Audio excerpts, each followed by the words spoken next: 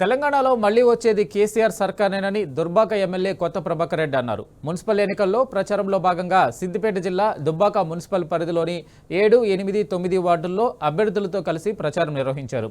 కాంగ్రెస్ సర్కారు అధికారంలోకి వచ్చి ఎలాంటి అభివృద్ధి చేయలేదు, కానీ ఎన్నికల్లో చేతి గుర్తుకు ఓటు వేసి గెలిపించాలంటూ ఓట్లు అడగడం సిగ్గుచేటు అని కొత్త ప్రభాకర్ రెడ్డి మండిపడ్డారు. మున్సిపల్ ఎన్నికల్లో బీఆర్ఎస్ జెండా ఎగరడం ఖాయమని ఆయన స్పష్టం చేశారు.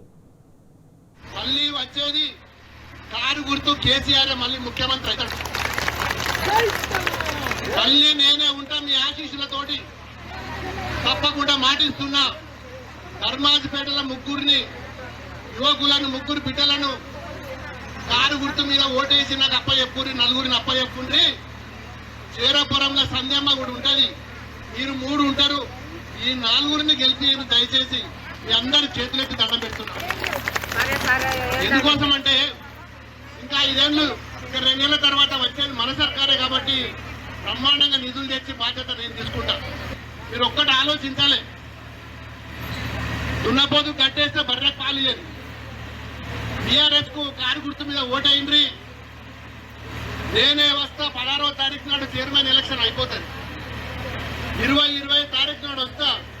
అందరికి మాటిచ్చిన మా సంఘాలలో కూడా ఏ తిప్పలన్న పడి, ఏ కష్టమన్న పడి మున్సిపాలిటీకి నిధులు తెచ్చి మీకు అన్ని సంఘాలు కానీ, రోడ్లు కానీ మోరీ లేపించే బాధ్యత నేను తీసుకుంటా.